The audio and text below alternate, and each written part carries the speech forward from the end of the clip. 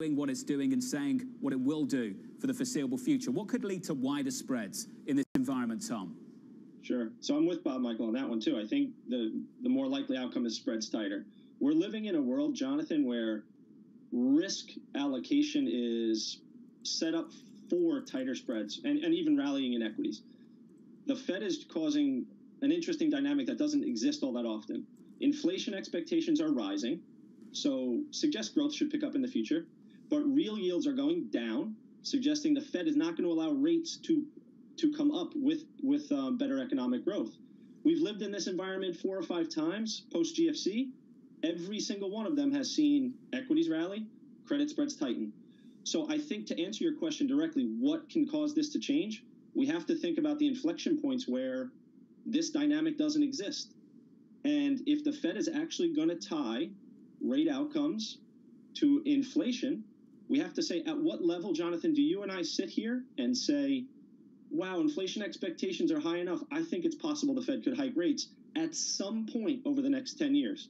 Because right now the market is pricing in very little possibility that the Fed could hike rates in 10 years.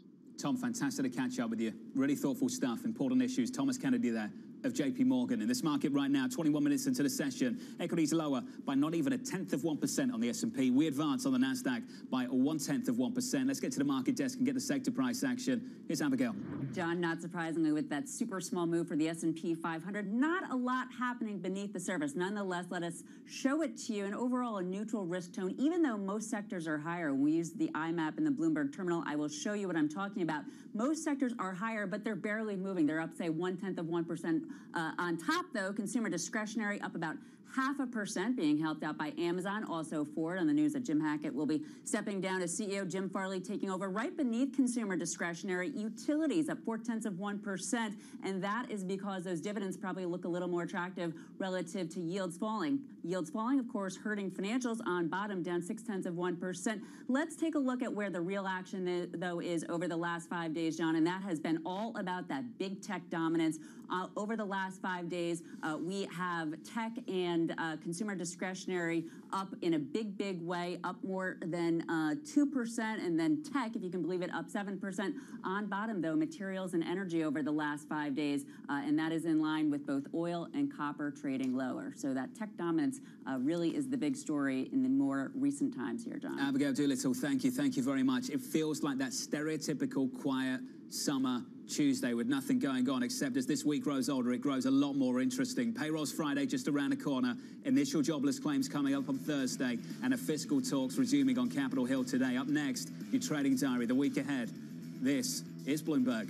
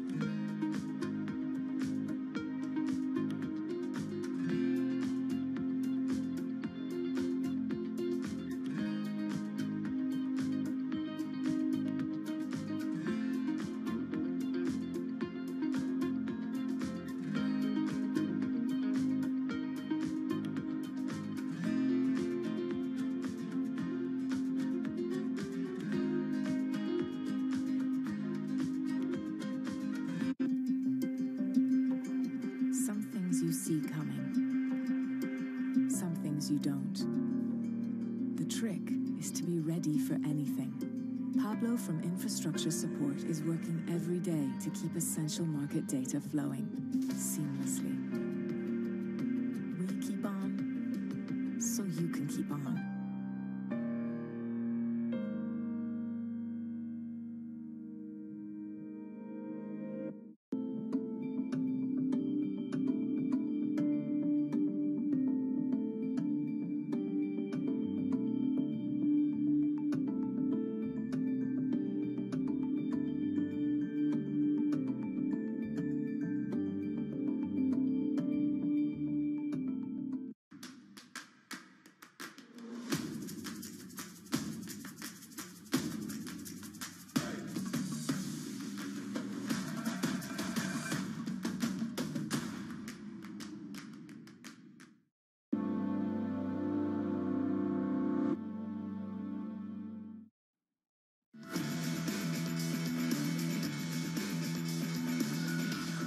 It feels like a Tuesday morning snooze.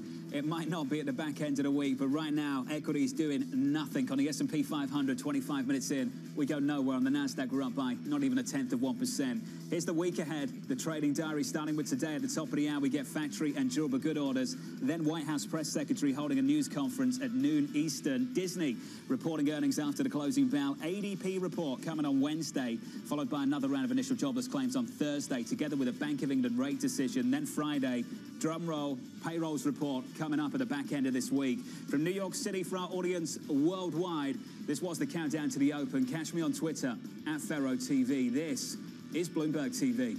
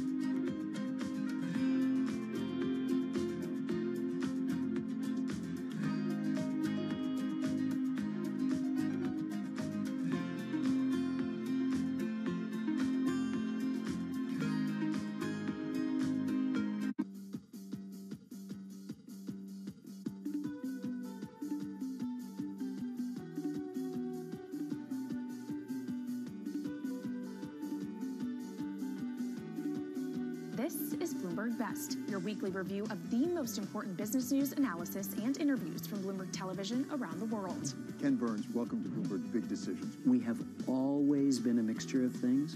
We are always stronger for that mixture. Growth is a way to stay competitive, delight more and more consumers. Welcome to the Best of Bloomberg Technology. I'm Emily Chang. They've moved the needle by acknowledging that they have to monitor the content. What is one word of advice you'll take with you? As you can see, short position open right here on Japanese yen at 106.093.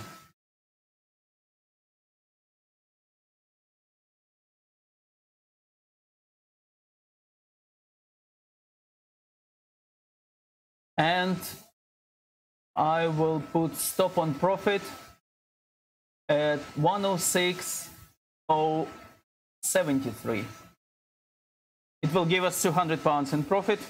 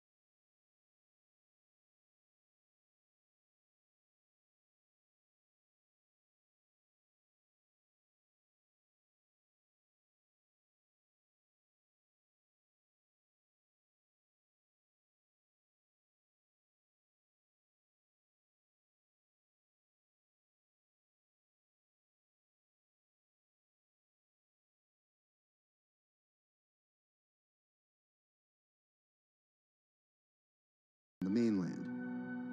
But recovery from a disaster of this complexity and scale has proven more challenging than anyone anticipated. And filling the gaps between an overextended public sector and a suffering populace falls on the private citizens.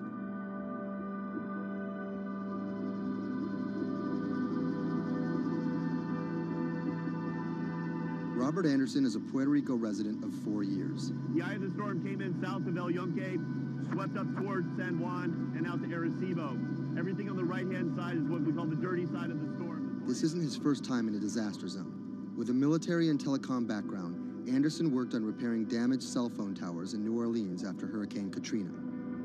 Some might be tempted to label him a disaster capitalist, seeking lucrative government contracts for his expertise.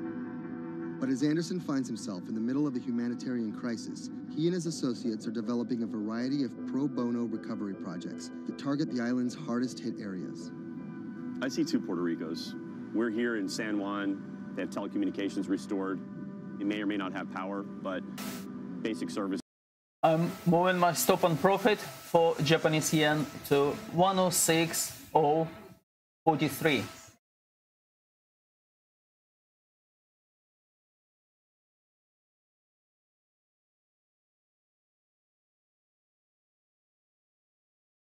Medical care to some of the island's most isolated and vulnerable residents. Steve Berenbaum is one of Anderson's business associates. He offered an extra car and a set of hands. So we received an initial report from a nurse that was out in the area. We're headed to the northeast region of Utuado for some people that are in need of urgent medical assistance. Dr. Sally Priester is a physician from San Juan. She filled a van with medical supplies at her own expense and brought along a team of nurses. Google Maps estimated our first destination to be a 90-minute drive. But it didn't account for obstacles like this.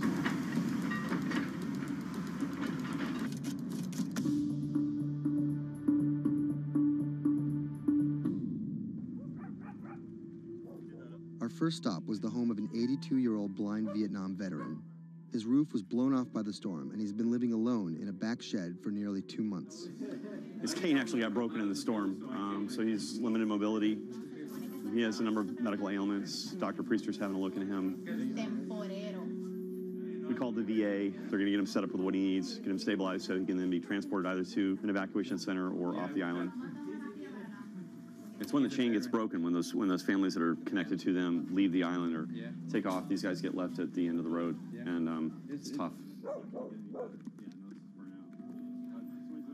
FEMA was not officially part of Robert's team, and their arrival caught everyone by surprise. Their job here was to survey and report back to their superiors, and did not come with medical aid of any kind. People think that FEMA is there to hand out bottles of water, and it's not what they do. FEMA has a role to play. They have a very specific role. They bring in ships, they bring in airplanes, they bring in tractor trailers with pallets of things. But they're a big machine, and there's gaps in that thing. And you're seeing one of the gaps here, and we help fill that role.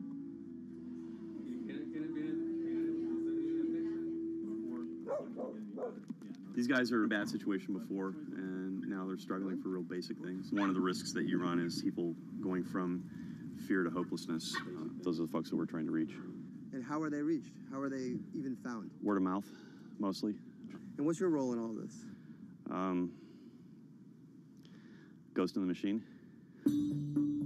I'm lucky enough to be able to communicate with folks in FEMA, the state of Puerto Rico. For a ghost, Robert makes his presence well known. Not only was he the de facto leader of the mission, now with FEMA in tow, he created his own maps to survey storm damage. So we're right here. And delivered them to FEMA HQ free of charge. I have pretty good reach. Perhaps that's how he managed to earn himself a coveted FEMA badge without actually working for them. And it's these relationships that allow him to operate more efficiently than an NGO or a government agency. We're able to resolve problems at a different level. Our next stop was on a mountaintop, a family of 11 struggling to care for their special needs brother in what was left of their house. Probably we are the first health team to come and visit this family. Muy bien, todo muy bien. The patient has Down syndrome. He is all day in bed. The difficulty with this is the patient cannot be alone. The most important thing is that you need to take care of the chronic disease besides disability, because they have been not going to a doctor, and no doctor has come in here yet. So we need a refill of this medication? After maybe 54 days, it's not getting better. And the only way that you can be able to see that is coming to the ground, drive, and see the people and talk to the people. You can see San Juan from here, but but you can't get there. It's like the Emerald City.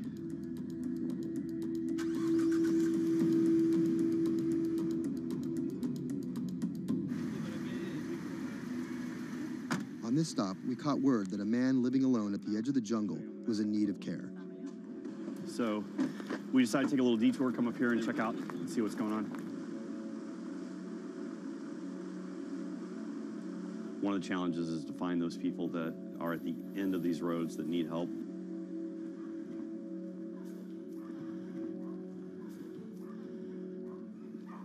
¿Pero por qué estás solo? ¿Por qué estás por acá tan solo? I'm asking about why he's alone right here. Because I think of life happens. I'm here by myself. So ¿dónde vive acá? En la parte de...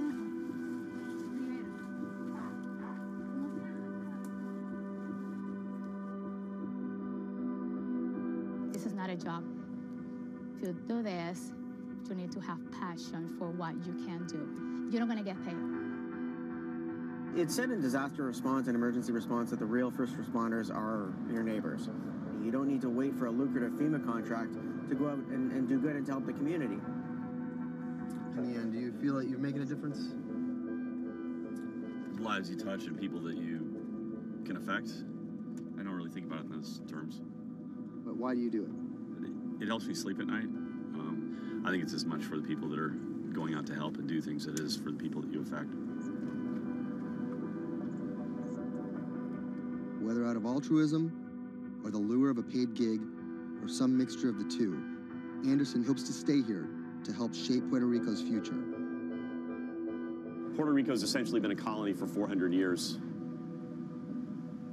It was treated poorly by the Spanish. It was not treated well by the United States when they first got here. Puerto Rico can continue in the way that it's always been, or Puerto Rico can rebuild itself like nothing that's ever been. And we have to do everything we can to make that real. That's the bottom line.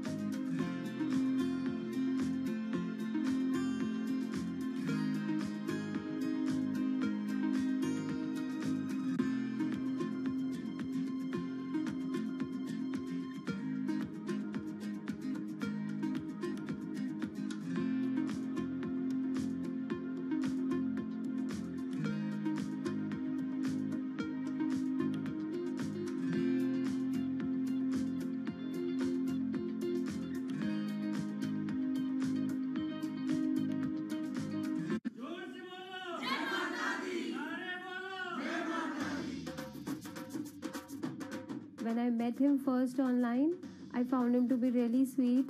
I think I was the one who was talking for an hour. He was just listening.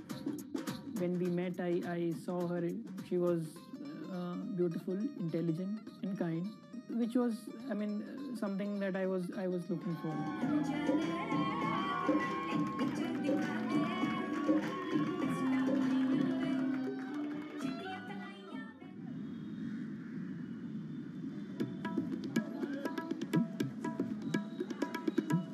Anshu and Sumit are one of about 12 million couples that get married in India every year.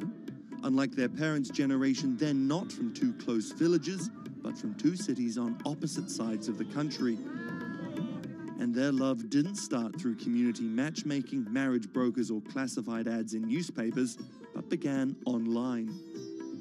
So we met through jivansati.com. So it's basically an online portal where we have detailed profile of different grooms and brides. It makes a lot of remote profiles who are located in distant areas more accessible. Thanks to growing internet and smartphone usage, matrimony websites and apps in India are starting to disrupt the matchmaking industry. More and more people are finding their partners at the click of a mouse. jivansati.com, where Anshu and Sumit met, is one of the biggest players. Young Indians looking for love set up profiles including their caste and horoscope, but their criteria for choosing spouses appears to be changing.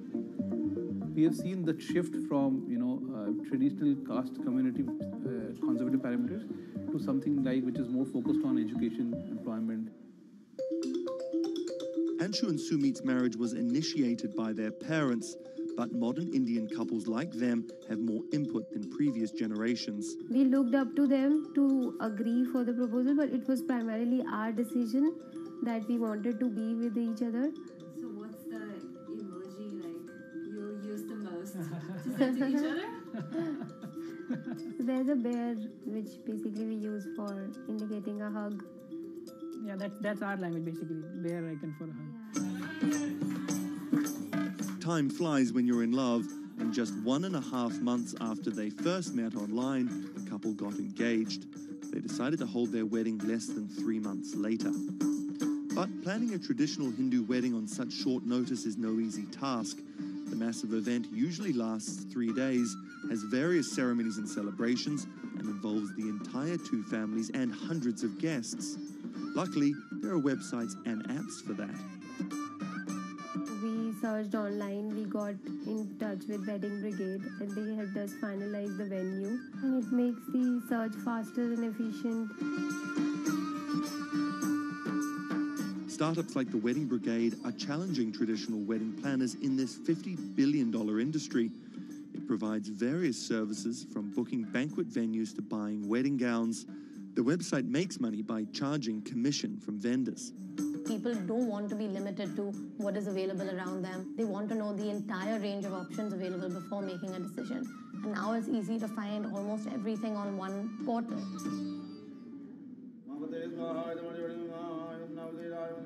Anshu and Sumit are officially married in a ritual that has gone on for thousands of years, but their love started in a very new way. Technologies might be changing the way couples meet, date, and get married in India, but they're definitely not changing everything.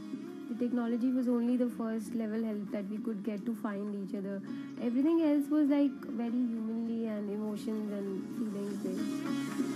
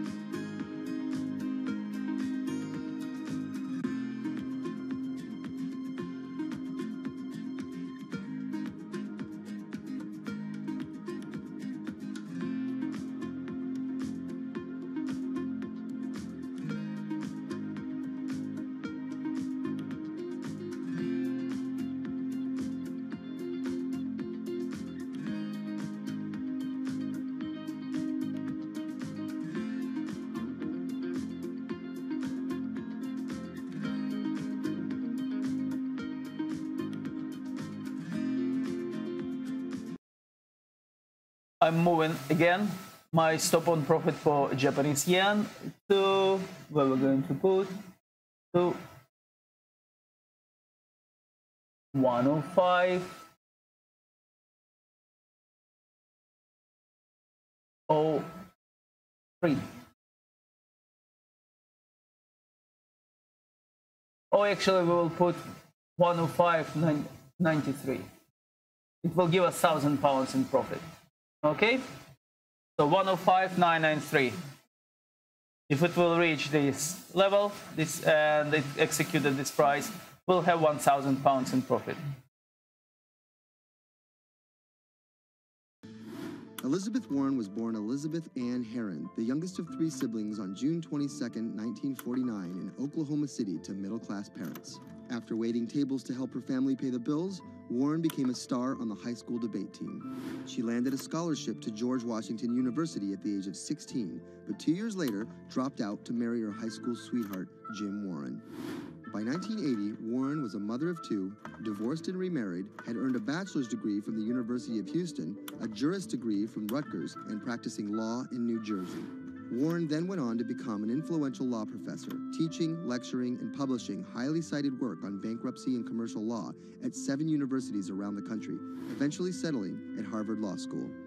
But Warren wasn't always a liberal lion. Elizabeth Warren used to be a Republican, actually. That's Stephen Dennis. I'm a Senate reporter for Bloomberg. Around the time that Elizabeth Warren switched parties, she became a fierce opponent of a Republican drive to make it much harder to file for bankruptcy. She fought that for a decade. It ended up passing anyways.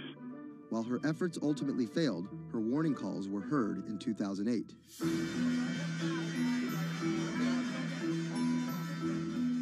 We're in the midst of a serious financial crisis. Our entire economy is in danger, and without immediate action by Congress, America could slip into a financial panic, and a distressing scenario would unfold.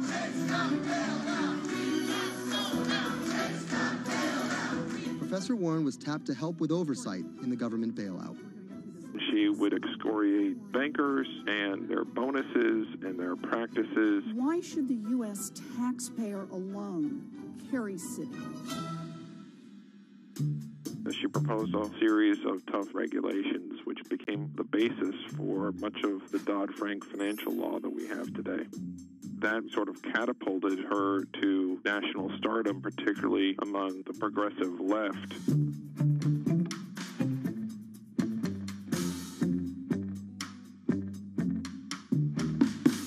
Encouraged by her newfound notoriety, Warren declared her bid for the U.S. Senate on September 14, 2011.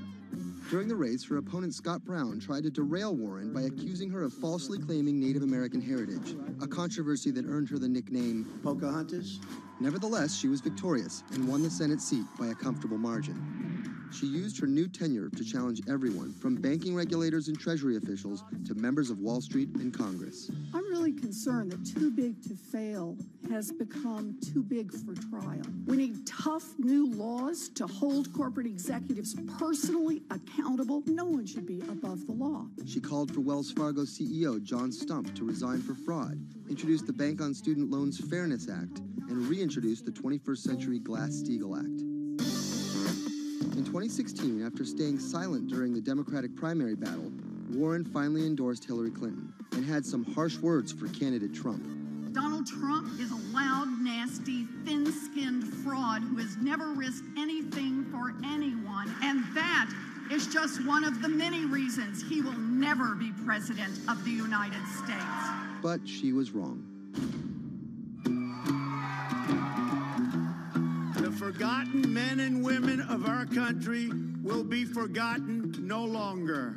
Warren wasted no time resisting Trump's agenda. Have you ever managed or overseen a $1 trillion loan program?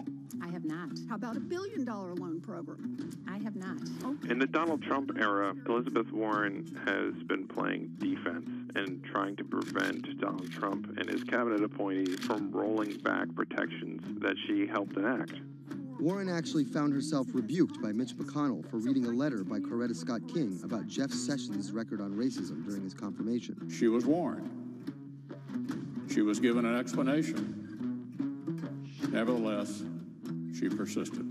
that moment became something that's on T-shirts, bumper stickers, slogans, and that really galvanized a lot of support for her.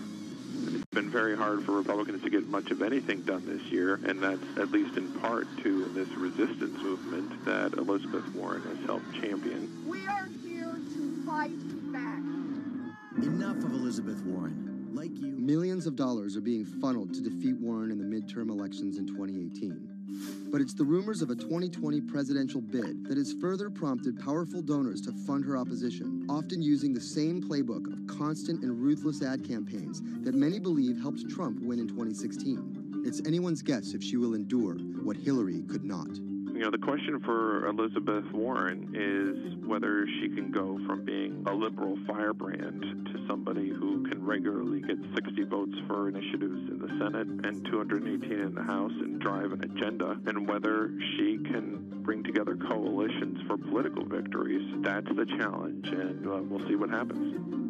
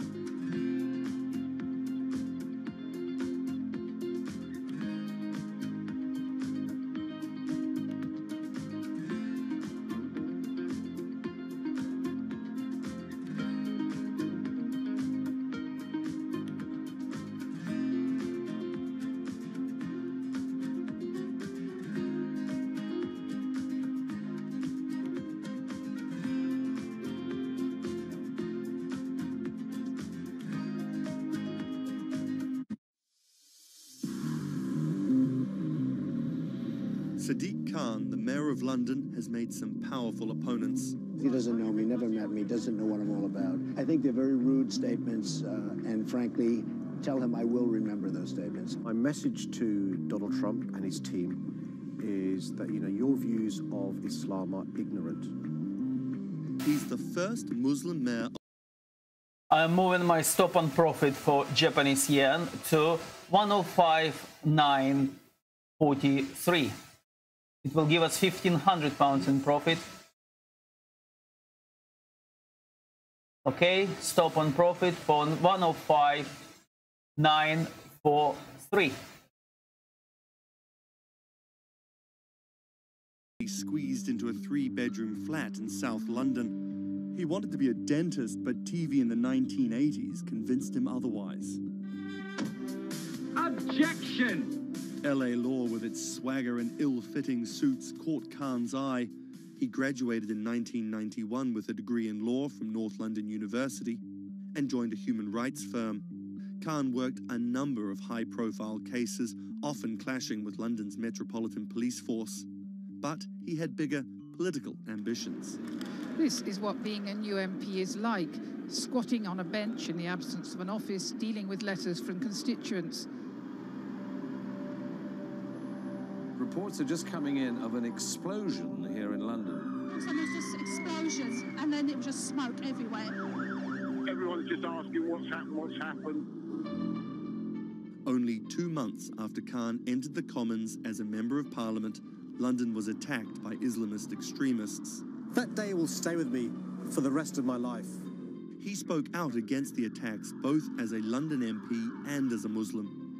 He has been very clear about his opposition to violence, opposition to terrorism, and has set out to make the case for a more open and peaceful Islam. That's Thomas Penny, one of Bloomberg's Westminster correspondents. Here is a man who is a Muslim, and he is standing up and being open and straightforward and being clear that the problem here is not Islam, but it's Islamic extremism. In 2015, a decade after the attacks, Khan ran for mayor of London, and his faith was back in the headlines.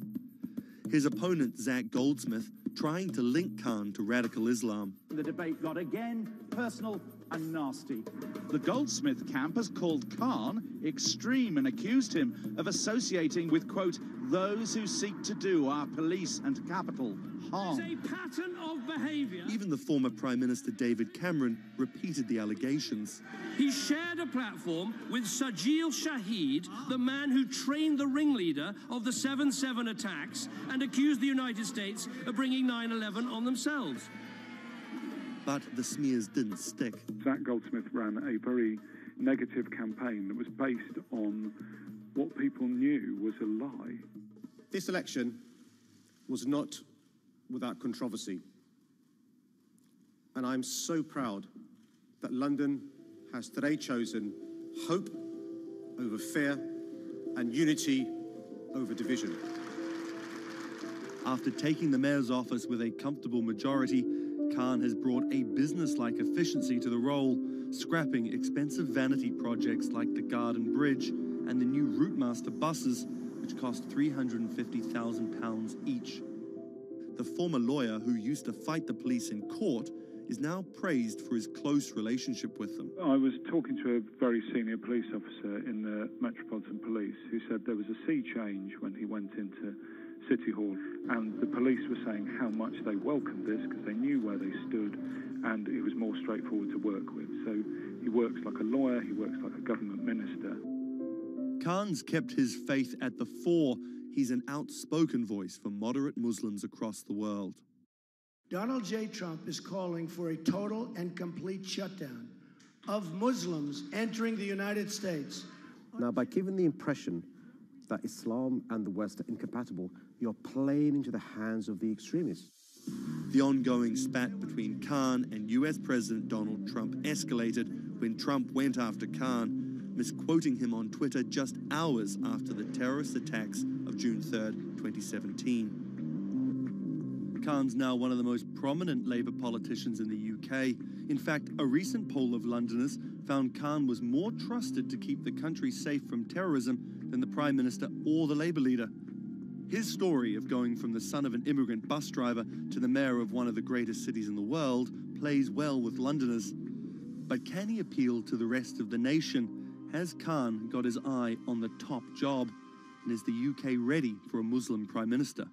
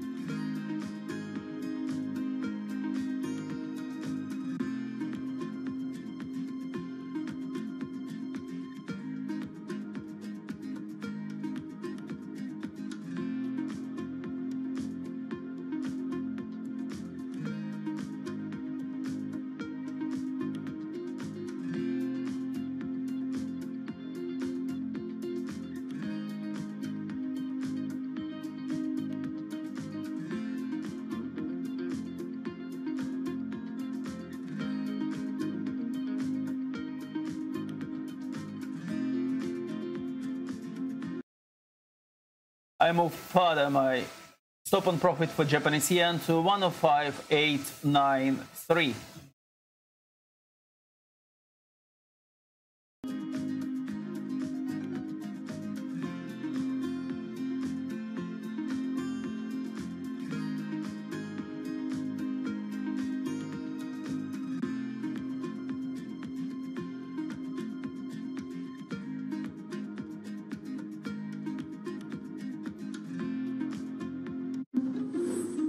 What does it take to change the world? A big army? A cure to a pandemic? A revolution? All of these take either a lot of people, thousands of hours, or massive amounts of space. But for Julian Assange, all he needs is one room, an internet connection, and the world will listen. Assange is located here, and more specifically, right here. And from that location, he's posted government secrets, classified documents, and leaked emails from some of the world's most powerful people. And in doing so, has been labeled a hero, a villain, a nihilist, and everything in between. This is how an Australian programmer sequestered in the Ecuadorian embassy in London became one of the most influential and notorious people in the world. Born in 1971 in Townsville, Australia, Assange has always been on the move. Living in over 30 homes by the time he was in his mid-teens, Assange, along with his mother and half-brother, finally settled down in Melbourne. His introduction to hacking started at 16 when he was given a Commodore 64, which he attached to a modem. He attended the University of Melbourne, where he studied programming, physics, and mathematics. He never graduated, but that doesn't mean he didn't get an education.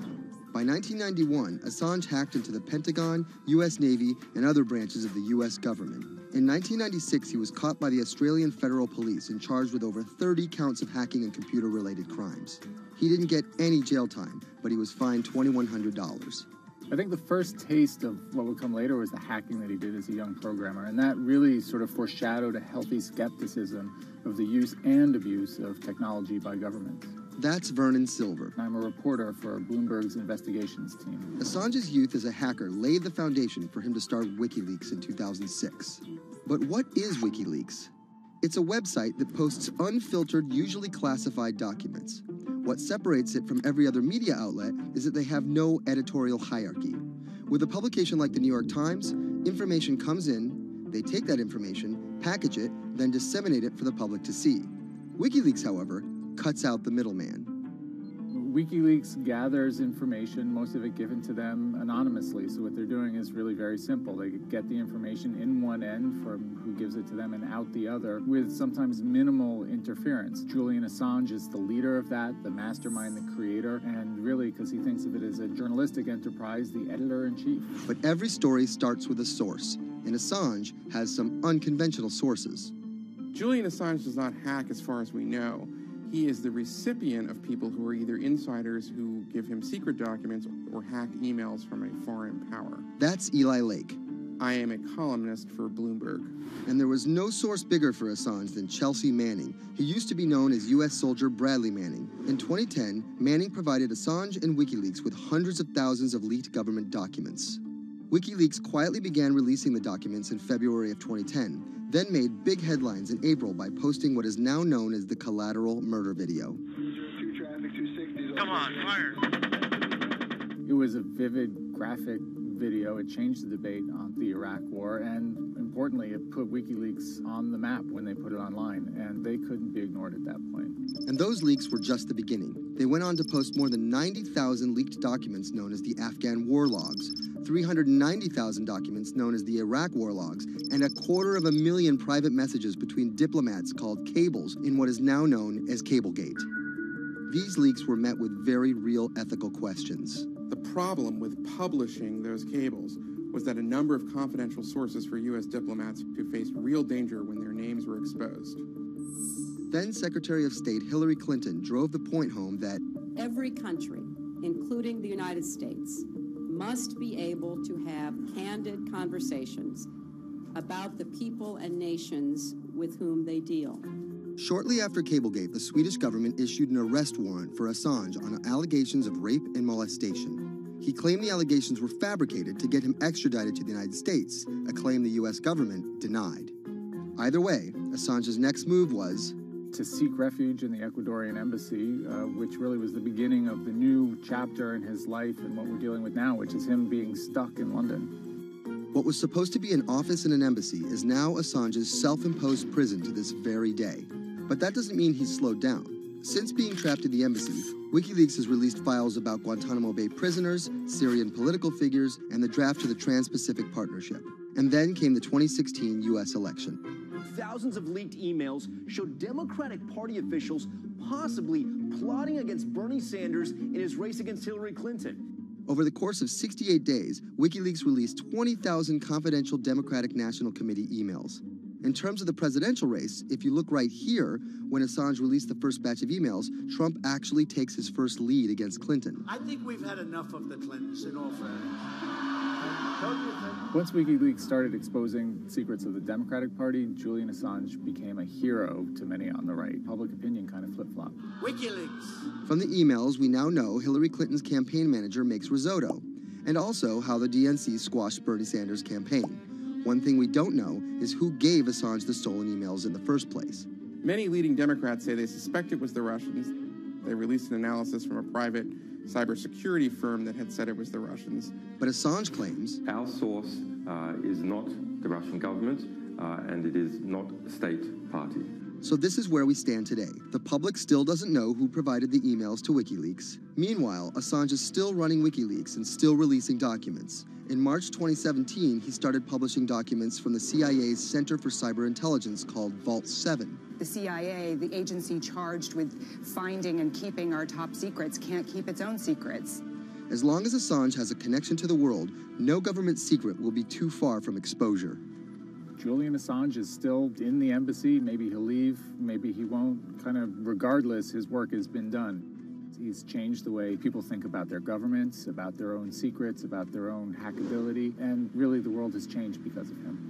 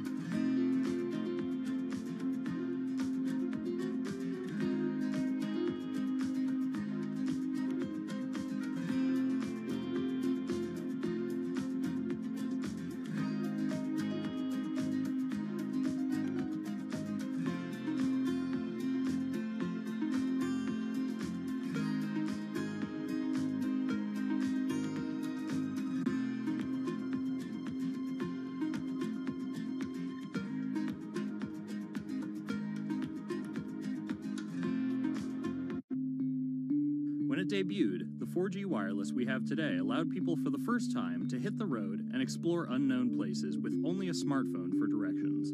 When 5G arrives, it could enable driverless cars to take us there as well. 5G stands for 5th generation mobile networks or wireless systems. It's insanely fast and can accommodate a lot more connected devices.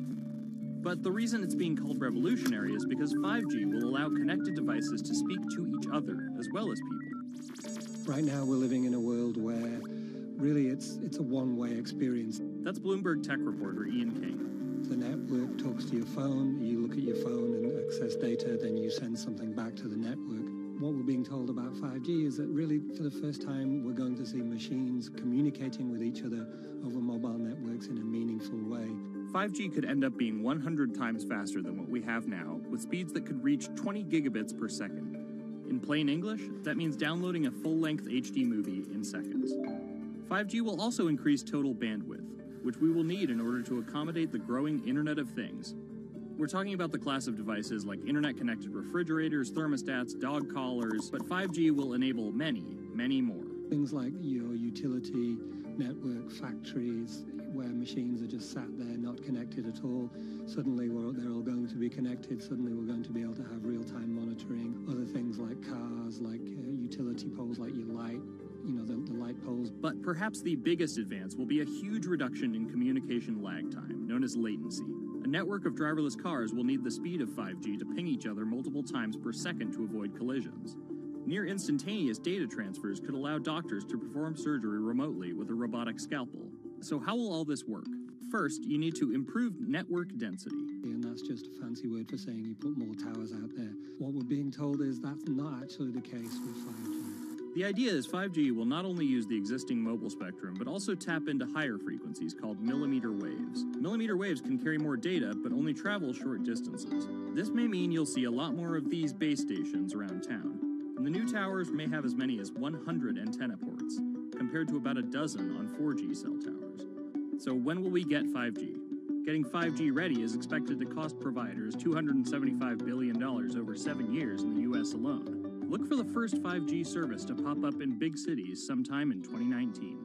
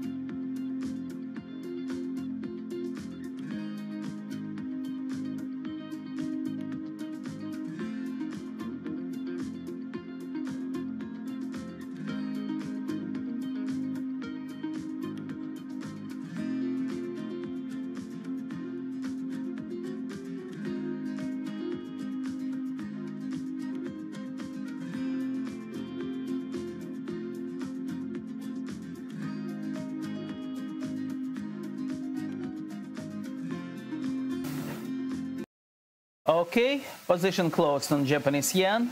We have a profit, 2,000 pounds.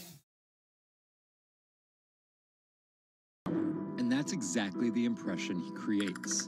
Whether it's physical power, firing different weapons, riding in various James Bond-esque modes of transportation, or tossing hapless opponents in judo.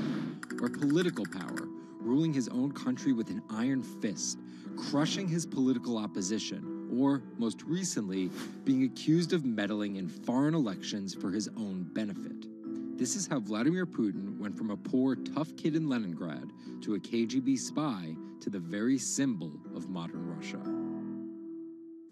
Vladimir Vladimirovich Putin was born in 1952 in Leningrad, which is now St. Petersburg. His father was a factory foreman and his mother a homemaker. It is widely said that Putin's public-facing tough guy persona can be traced back to him getting into fights when he was younger, which paved the way for him to take up judo. After getting a law degree from Leningrad State University, Putin joined the KGB Foreign Intelligence Service. He spent 16 years in the KGB. When Putin returned to Russia, he began his political career. He went to work for, it's only That's Leonid Bershidsky. I'm a columnist for Bloomberg View. Putin thrived in Sobchak's administration because he was sort of considered pretty efficient city official at that time. He was very loyal to Sobchak. So loyal and efficient that he was noticed by Yeltsin's close circle. And those people soon brought Putin over to Moscow to work in Yeltsin's administration, where he quickly climbed the political ladder. Then, of course, he was promoted to Prime Minister of Russia. That's Dmitry Trenin. I am currently director of the Carnegie Moscow Center. Around this time, Yeltsin and the people around him, the so-called family, decided that Putin would become Yeltsin's successor. And then this happened. The apartment bombings were carried out in 3 Russian cities, killing 293 people and injuring